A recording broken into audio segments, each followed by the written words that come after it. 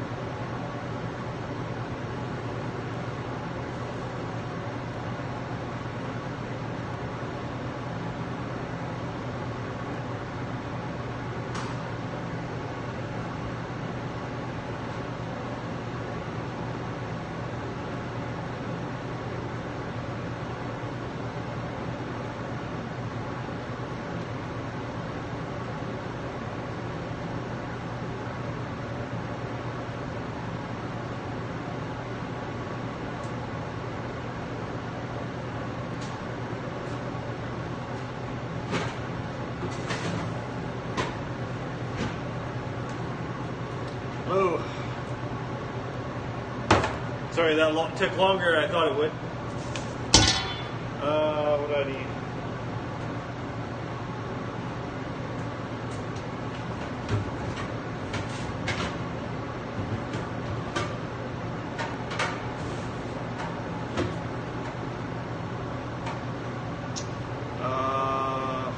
Need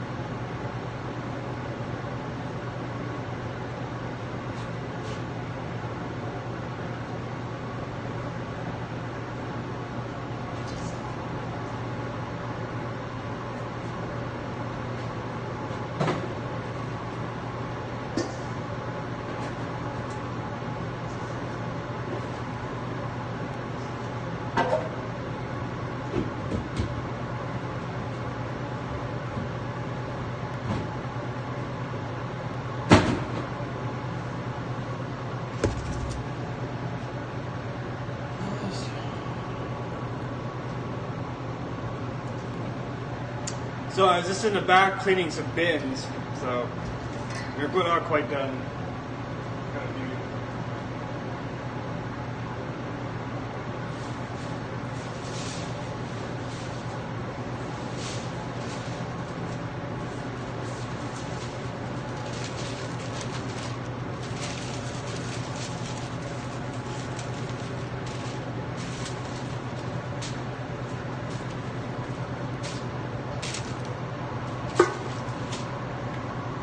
Still waiting for my pot. Here.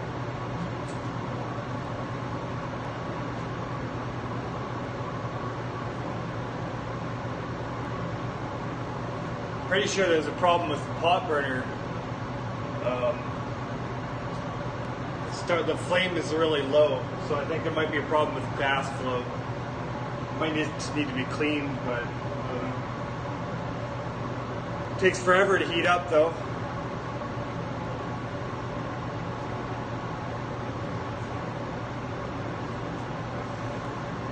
A few bubbles in there now.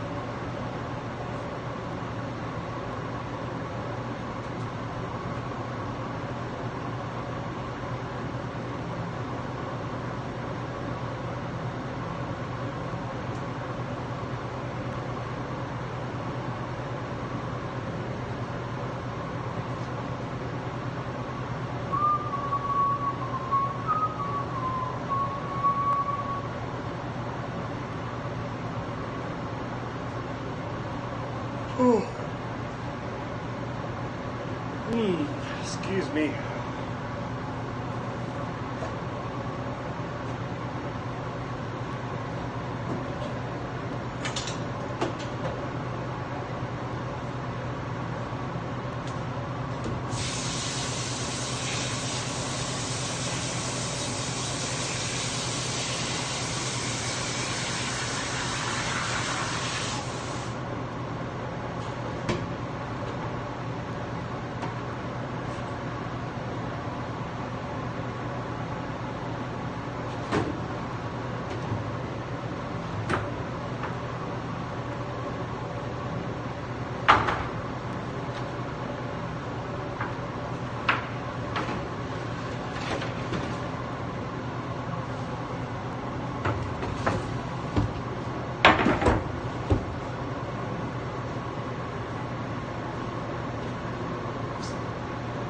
few more minutes.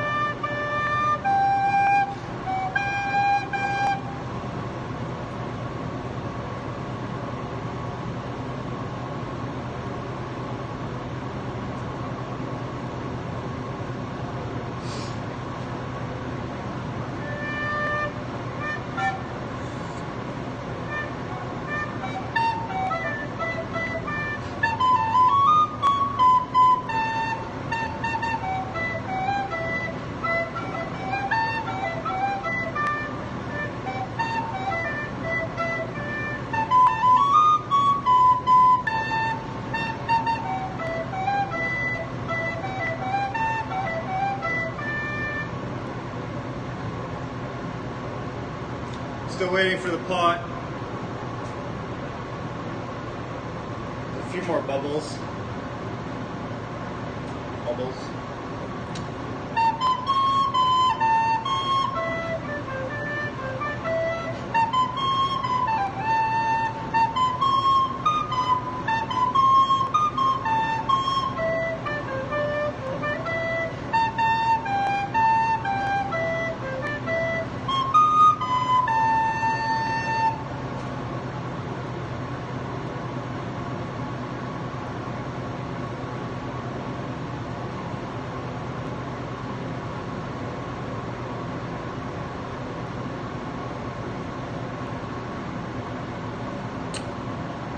Hello.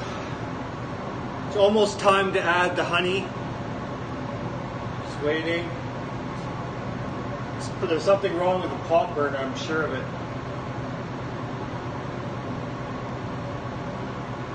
After my shift is done, I might have to take this out and clean it or something. I don't know.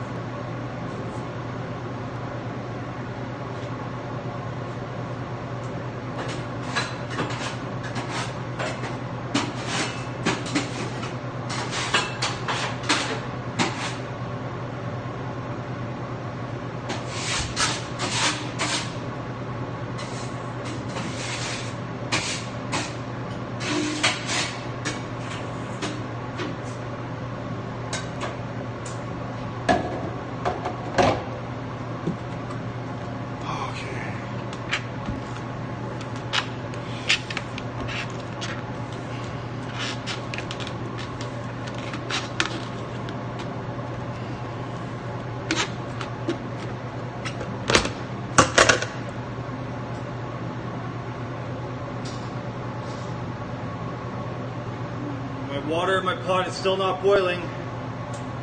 Certain there's definitely something wrong with this thing.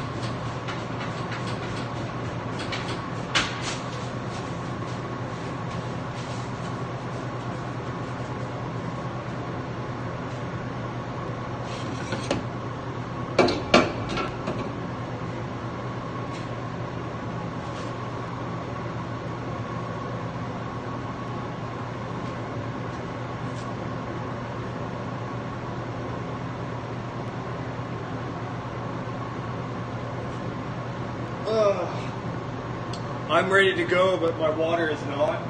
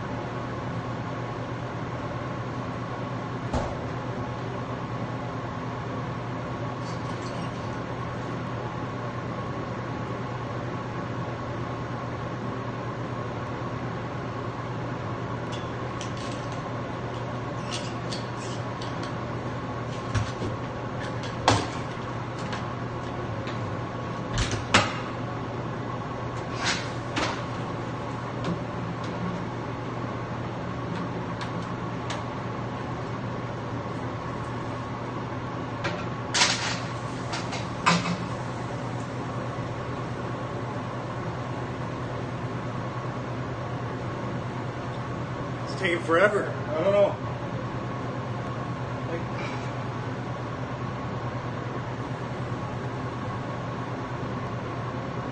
I don't know, the flames look like they're big enough, but I'm just gonna drop my first batch anyways.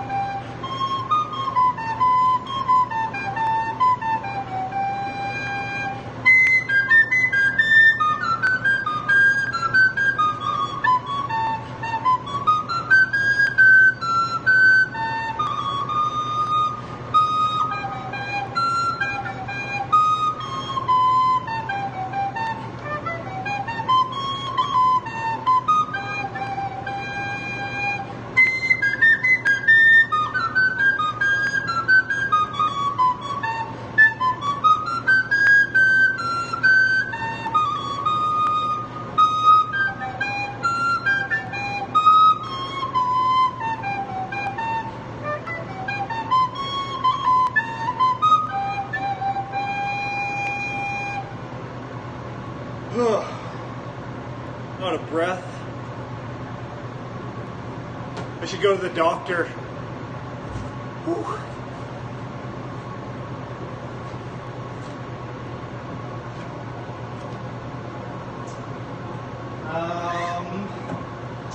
So we're just waiting for my first batch of bagels. I washed my hands, and we're gonna get bacon.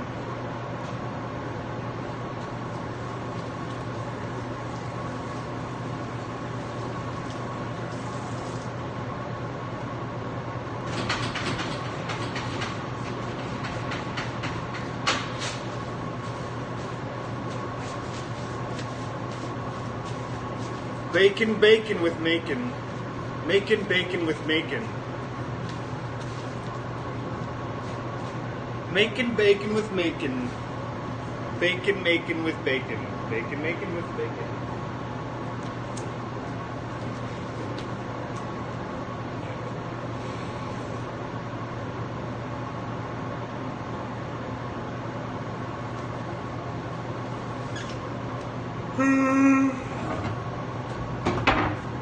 Bacon, bacon with macon.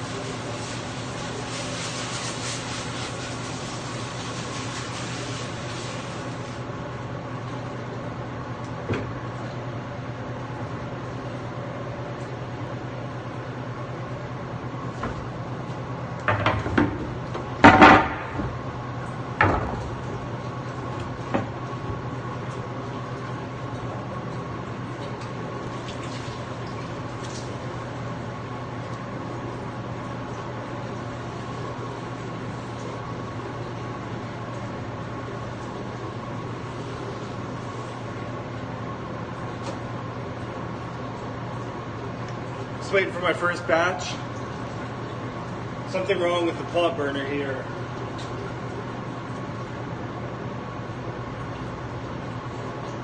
I'll have to try to fix it later.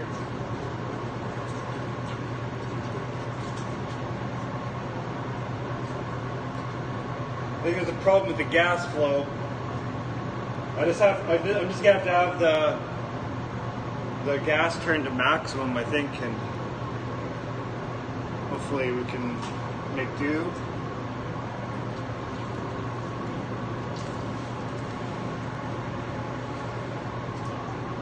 Say hi, Unido. Hello. ¿Cómo está?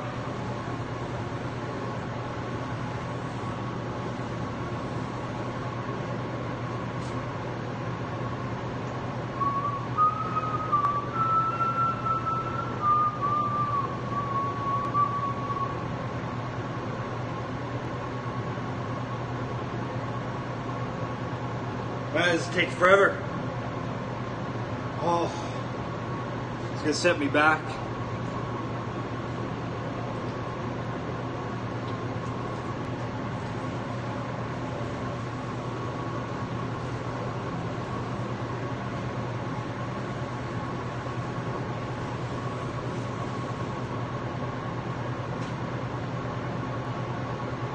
Let's go check something in the back. I'll be back in a minute.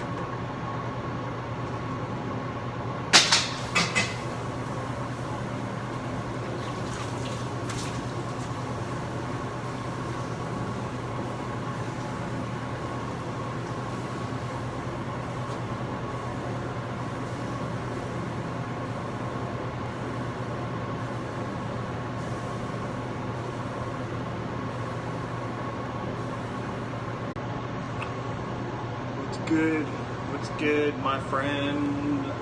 Everything's good. This guy works a lot. I don't know. I work 5 days a week. I do happen to work over the weekend, but it's how I like it. So I'm not much into partying or whatever people do on weekends.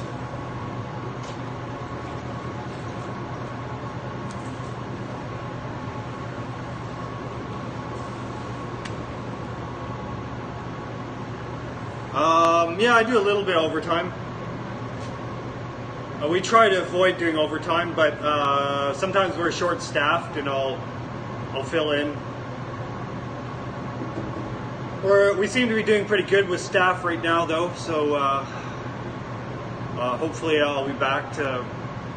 I'd like to go back to 4 days a week.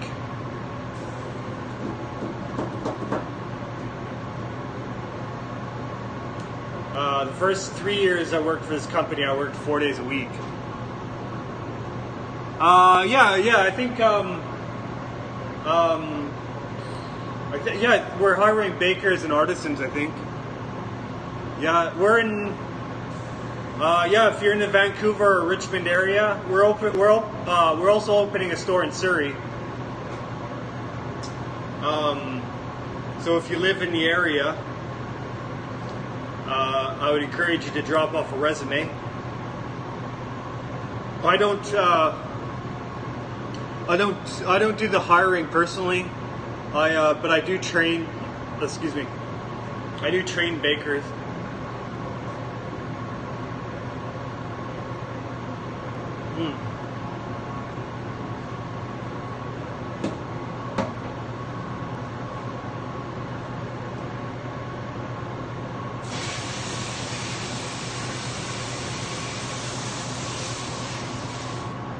Yeah. Drop off a resume.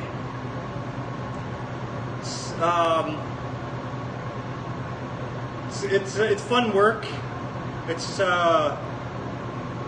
It requires endurance and some hand-eye coordination. Oh yeah, I'm always working on the weekend. Always working on the weekend.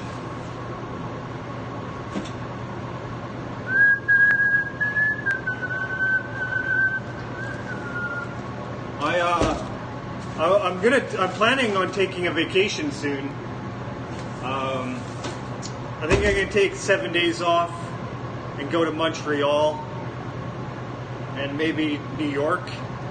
But I need to get my passport. I let my passport expire.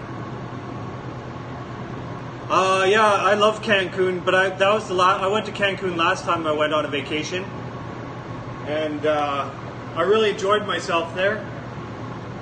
But I think I want to go somewhere a little bit closer to home this time. I really want to go visit Montreal, and I think I'd probably go visit New York while I'm out there too. So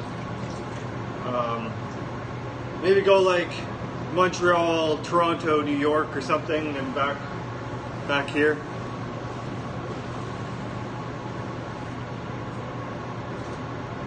Do an East Coast bagel tour.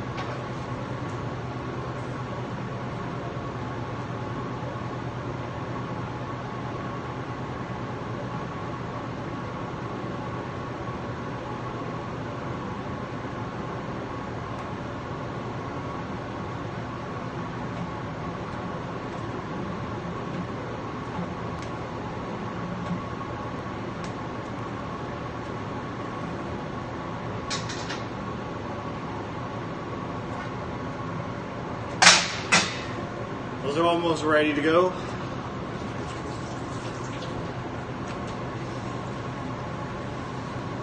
I just wet my boards here.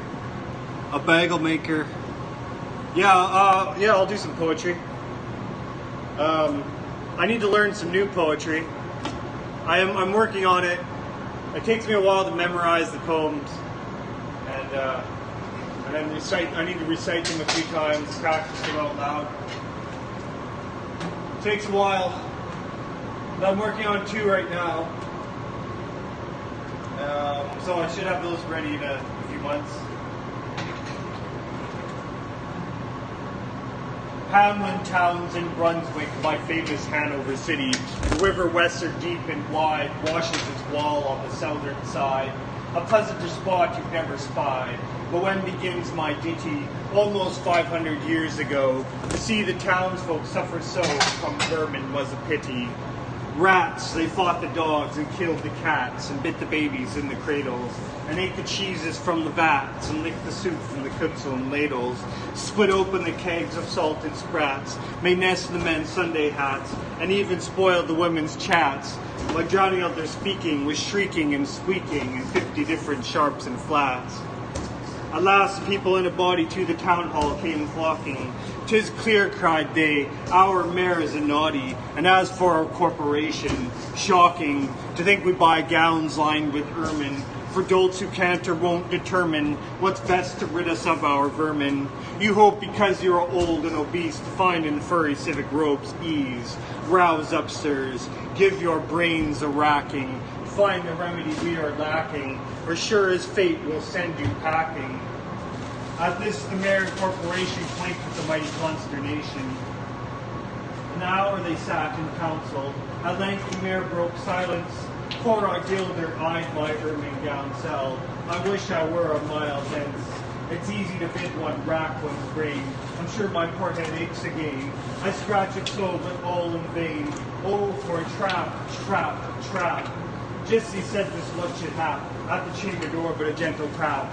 "Bless us," cried the mayor, "what's that?" With the corporation as he sat, looking little through wondrous fat. Nor brighter were his eyes, nor moister than a too long opened oyster, save when at noon his paunch grew mutinous for a plate of turtle green and glutinous. Only a scraping of shoes on a mat, anything like the sound of a rat makes my heart go pit-a-pat. "Come in," cried the mayor, looking bigger, and it did come the strangest figure. His long queer coat from heel to head was half yellow and half red, and he himself was tall and thin, with sharp blue eyes each like a pin, and light loose hair and swarthy skin, nor tuft of hair on cheek nor beard on chin, but lips were smiling out and in. There was no guessing his kith or kin, and nobody could enough admire this tall man in his quaint attire. Quoth one, "This as my great-grandsire, starting up at the trump of doom's tone, had walked this way with this painted tombstone." He advanced towards the council table, and "Please, your honour," said he, "I am able, by means of secret charm to draw, all the creatures living beneath the sun, that crawl or swim or fly or run, after me so as you never saw. And I chiefly use my charm on creatures that do people harm, the mole and toad and newt and viper, and people call me the Pied Piper." And here they notice round his neck a scarf of red and yellow stripe, to match with his coat of self-same check. At scarf's end hung a pipe. His fingers, they noticed, were ever straying, as if impatient to be playing upon this pipe, as low it dangled over his vesture so old-fangled. "Yes," said he, "Pied Piper as I am, in Tartary I fed the cam, last June from his huge swarms of gnats. I eased an Asian and Nizam of a monstrous brood of vampire bats. And as for what your brain bewilders, if I rid your town of rats, will you give me 1,000 guilders?" 50,000 was the exclamation of the astonished mayor and corporation. Into the street the piper stepped, smiling first a little smile, as if he knew what magic slept in his quiet pipe the while. Like a musical adept to blow his pipe, his lips he wrinkled, and green and blue his sharp eyes twinkled, like a candle flame where salt is sprinkled. And ere 3 shrill notes the pipe uttered, you heard as if an army muttered, and the muttering grew to a grumbling, and the grumbling grew to a mighty rumbling, and out of the houses came the rats tumbling.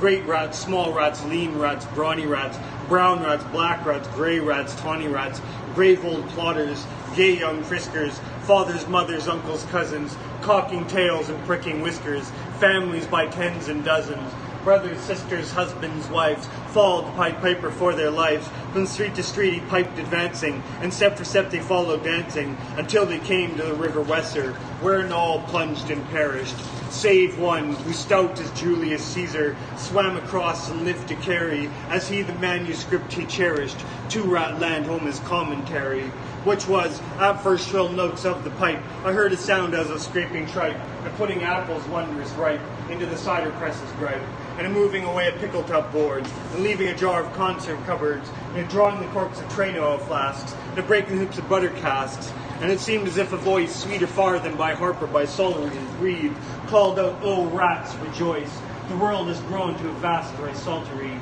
So munch on, crunch on, take your nunch on, breakfast, supper, dinner, lunch on, and just a bulky sugar punch on, already staved like a great sun shone. Gracious, scarce an inch before me, just as me thought it said, come bore me, I found the west a-rolling over me. You should have heard the Hamlin people ring the bells, they rock the steeple. Go, cried the mayor, and get long poles, poke out the nests and block up the holes. Consult with carpenters and builders, and leave in our town not even a trace of the rats. When suddenly up the face of the piper perked in the marketplace. The first, if you please, my 1,000 guilders. 1,000 guilders. The mayor looked blue, so did the corporation too, for council dinners made rare havoc with claret, moselle, vin de gras, hop, and half the money would replenish their cellars big as but a Brenish, to pay this sum to a wondering fellow, with gypsy coat of red and yellow. Besides, quoth the mayor with a knowing wink, our business was done at the river's brink. We saw with our eyes the vermin sink, and what's dead can't come to life, I think. So, friend, we're not folks to shrink from our duty of giving you something to drink, and a matter of money put in your coat, and as for the guilders what bespoke, of them, as you well know, was a joke. Besides, our losses have made us thrifty. 1,000 guilders, come, take 50. The piper's face fell and he cried, no trifling, I can't wait, he sighed. I promise a visit by dinner time, Baghdad, and accept the crime of the head cook's pottage. All he's witching, for having left in the caliph's kitchen of a nest of scorpions, no survivor. With him I prove no bargain driver. With you don't think I'll fade to stiver. And folks who put me in a passion may find me pipe after another fashion. How, cried the mayor, do you think I brook, being worse treated than a cook, insulted by a ribald, with idle pipe and vesture piebald? Threaten us, fellow, do your worst, blow your pipe there till you burst. Once more he stepped into the street, to his empty, laid his long pipe a smooth straight cane, and ere he blew 3 notes, such sweet soft notes as yet musician's cunning never gave the enraptured air. There was a rustling that seemed like the bustling of merry crowds jostling at pitching and hustling. Small feet were pattering, wooden shoes clattering, little hands clapping, and little tongues chattering, and like foals in the farmyard and barley a scattering, out came the children running, all the little boys and girls, with rosy cheeks and flaxen curls, and sparkling eyes and teeth like pearls, tripping and skipping ran merrily after. The wonderful music was shouting and laughter.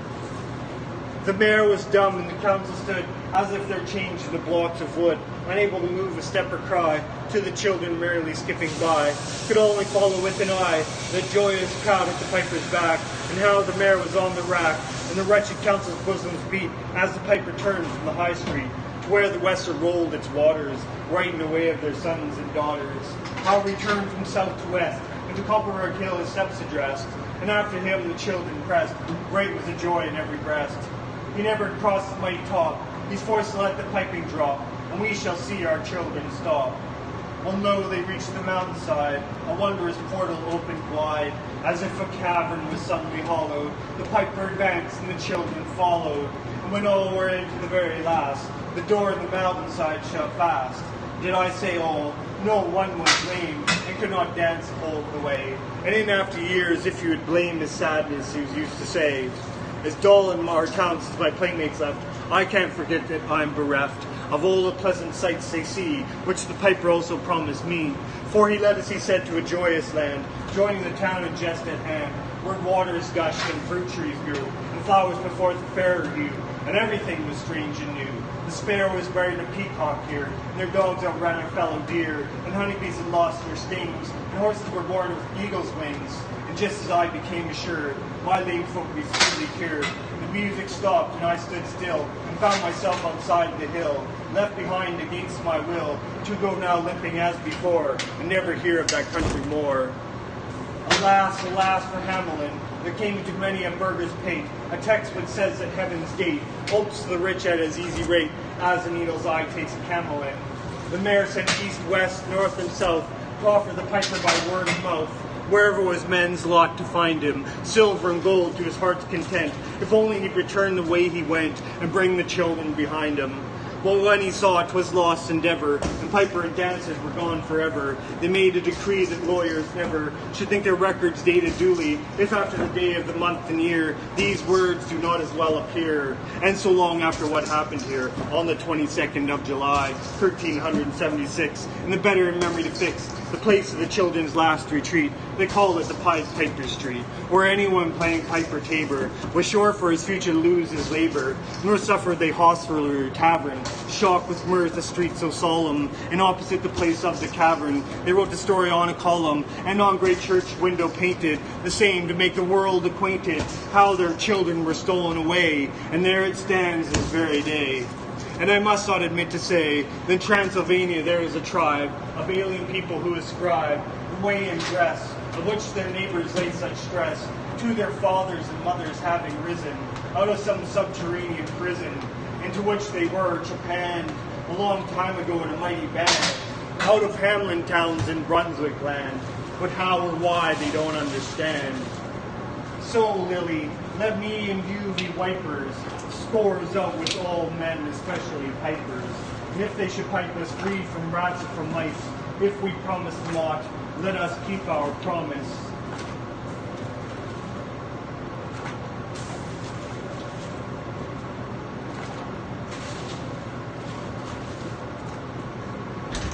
That was the Pied Piper of Hamelin.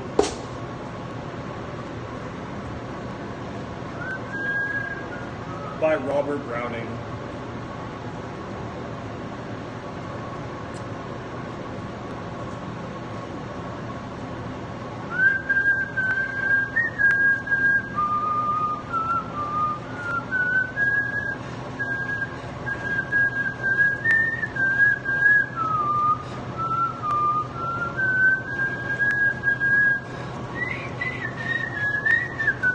I don't know the rest of that. So.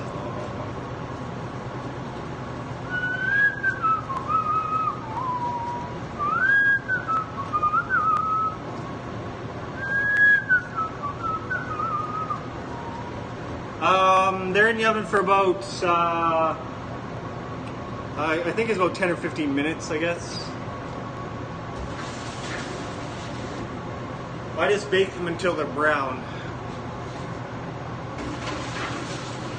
A nice golden brown.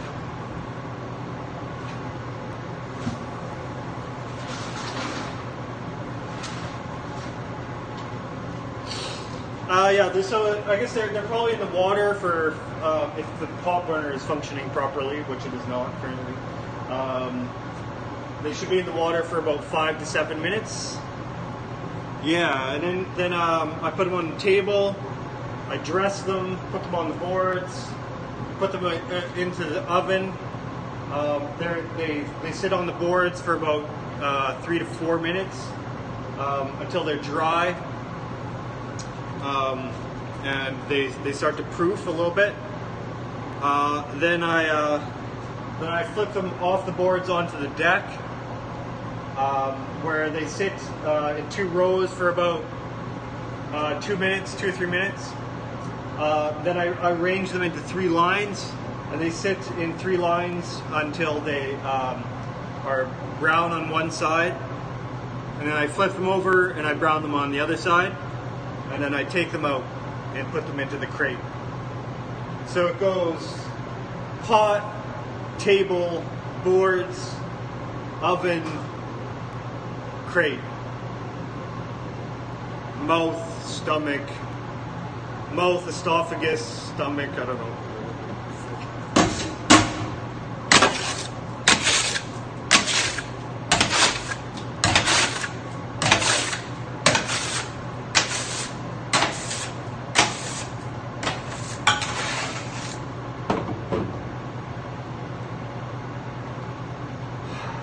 Yeah, it is a lot of work.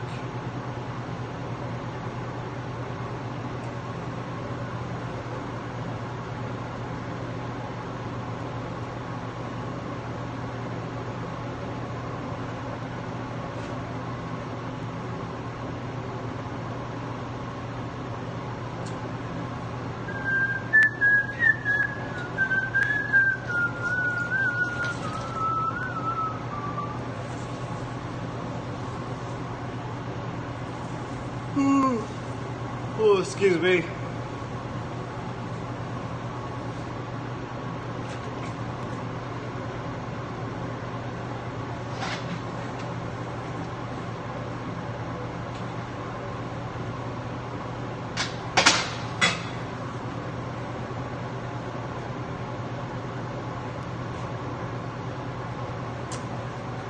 My first thought was he lied in every word. That hoary cripple with malicious eye asked us to watch the working of his lie on mine, and while scarce able to afford suppression of the glee that pursed and scored its edge at one more victim gained thereby.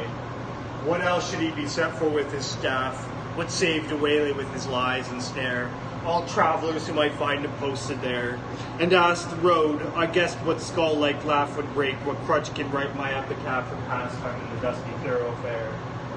If at his counsel I should turn aside into ominous track which all agree hides the dark tower, yet acquiescently I did turn as he pointed, neither pride nor hope rekindling at the end descried, so much as gladness some end might be.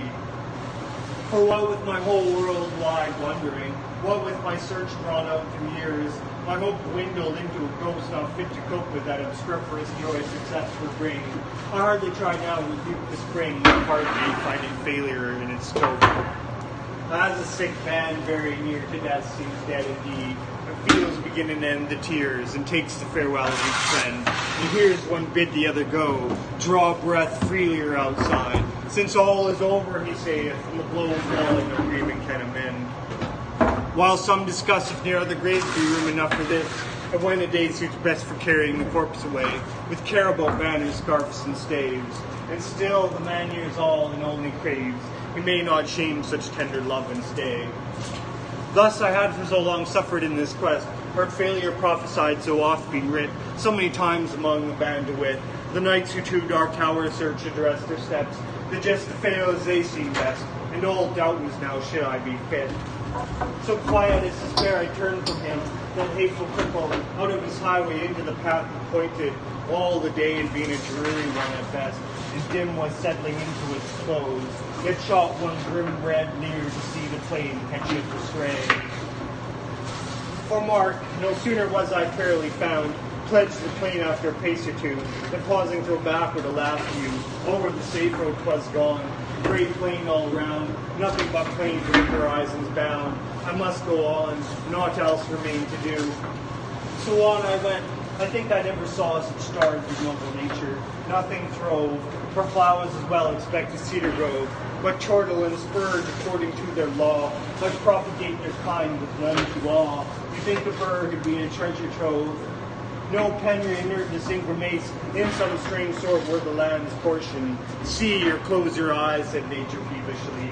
It nothing skills, I can't help my case. 'Tis last judgment's fire must cure this place. Calcine its clods and set my prisoners free. If there pushed any ragged thistle stalk above its mates, its head was chopped. The bents were jealous else. What made the holes and rents in the dock's harsh shores leave bruised as to block all hope of greenness? 'Tis a brute must walk, pashing their life out with the brute's intents. As for the grass, it grew as scarce as hair and leprosy. Thin, dry blades pricked the mud, which underneath looked kneaded up with blood. One stiff blind horse, as every bone astare, stood stupefied however he came there, thrust out past service from the devil's stud. Alive, he might be dead for aught I know, with red gaunt and calloped neck astrain, and shot eyes beneath the rusty mane. Seldom went such grotesqueness with such woe. I never saw a brute I hated so. He must have been wicked to deserve such pain. I shut my eyes and turned them on my heart. As a man calls for wine before he fights, I asked one draught of earlier, happier sights. Ere fitly I could hope to play the part. Think first, fight afterwards, a soldier's art. One taste of old time sets all to rights. Not it. I fancied Cuthbert's reddening face beneath its garniture of curly gold. Dear fellow, till I almost felt him fold an arm in mine to fix me to that place, that way he used. Alas, one night's disgrace, outwit my heart's new fire and left it cold. Giles, then, the soul of honor, there he is. Frank as 10 years ago when knighted first. An honest man should dare, he said he durst. Good, but the scene shifts. Follow what hangman's hand pinned to his breast the parchment. His own band reads it. Poor traitors spit upon and cursed. Better this present than a past like that. Back therefore to my darkening path. No sound, no sight as far as the eye can strain. Will the night send a howlet or a bat, I asked, when something on the dismal flat came to arrest my thoughts and change their train. A sudden river crossed my path, as unexpected as a serpent came. No tides congenial to the glooms. This isn't froth by, might have been a bath with a fiend's glowing hoof, to see the wrath of its black eddies be spat with flakes and spumes. So petty yet so spiteful, all along low scrubby alders kneeled over it. Drenched willows flung them headlong in a fit of rout despair, the suicidal throng, of the river which had done them all the wrong, whatever that was, rolled by, deterred no whit. Which while I forded, good saints, how I feared to set my foot upon a dead man's cheek. Each step of field a spear I thrust to seek, for hollows tangled in his hair or beard. It may have been a water rat I speared, but ugh, it sounded like a baby's shriek. Glad as I could reach the other bank, now for a better country. Vain presses, who are the strugglers? What war did they wage? Whose savage trampled the dust pad, the dank soil to a plash? Toads in a poisoned tank, or wild cats in a red-hot cage. More than that, a furlong on, why there, what bad use was that engine for? That wheel or brake, not wheel, that harrow fit to reel men's bodies out like silk, with all the air of prophet's tool, on earth left unaware, or brought to sharpen its rusty teeth of steel. Then came some stuff ground, once a marsh, once a wood, next a marsh it would seem, now mere earth, desperate and done with, so the fool finds mirth, makes the thing and mars it, till his mood changes and off he goes, within a rude bog, clay and marsh, sand and stark black dearth. Now blotches rankling, colored gay and grim, now patches where some leanness of the soils broke into moss or substances like boils. Then came a palsied oak, a cleft in him, a distorted mouth that splits its rim, gaping at death and dies while it recoils. As far as ever from the end, not in the distance but the evening knot, to point my footsteps further at the thought, great black bird, Apollyon's bosom's friend, sailed past or beat his wide wings dragon-penned, that brushed my cap perchance the guide I sought. For looking up where I somehow grew, the plain a good place all round the mountains with such names as the grace mere heights and heaps now stolen in view. How thus did surprise me solve it you, how to get from there was no clearer case. Yet half I seem to recognize some trick of mischief had happened to me, God knows when, in a bad dream perhaps. Here ended then progress this way, when in the very nick of giving up one more time came a click, as when the trap shuts you in the den. Burningly it came upon me all at once. This was the place, those two hills to the right, crouched like two bulls locked horn in fight, while to the left a tall scalp mountain, dunce, dotted and dozing at the very nuts, after a lifetime of trained before the sight. What in the midst lay with the tower itself, the round squat turret, built of brown stone, blinded fool hearts, built of brown stone without a counterpart in the whole world. The tempest mocking out points to the shipman thus the unseen shelf he strikes on only when timbers start. Not sea. Because of night perhaps, why day came back for that. Behind it left the dying sunset, kindled to a cleft, the hills like two giants in the hunting lay, chin upon hand to see the game at bay, now stab and end the creature to the heft. Not here, when noise was everywhere it told, increasing like a bell, names in my ears, of lost adventurers my peers, how such was strong, and such was bold, and such was fortunate, yet each of old, lost one moment, now the woe of years. There they stood, ranged along the hillside met, a living frame for what... There they stood, ranged along the hillside met, to view the last of me, a living frame, For one more picture in a sheet of flame, I saw them and knew them all, and yet dauntless a slughorn to my lips I set and blew. Child Roland to a dark tower came.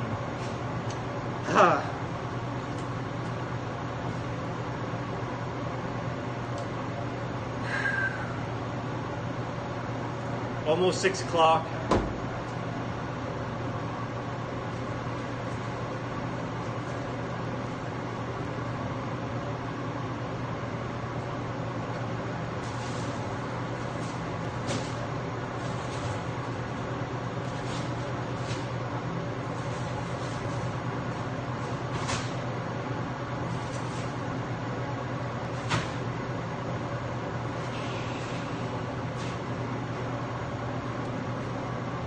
Well, I think that is it for the show today. Thanks for watching. I might be back tomorrow, I'm not sure. I'm working at Main Street tomorrow. Or no, I'm working at Commercial. Working at Commercial tomorrow. Anyways, thank you for watching. I hope you have an excellent day. And I hope you've had an excellent morning. Thank you for watching.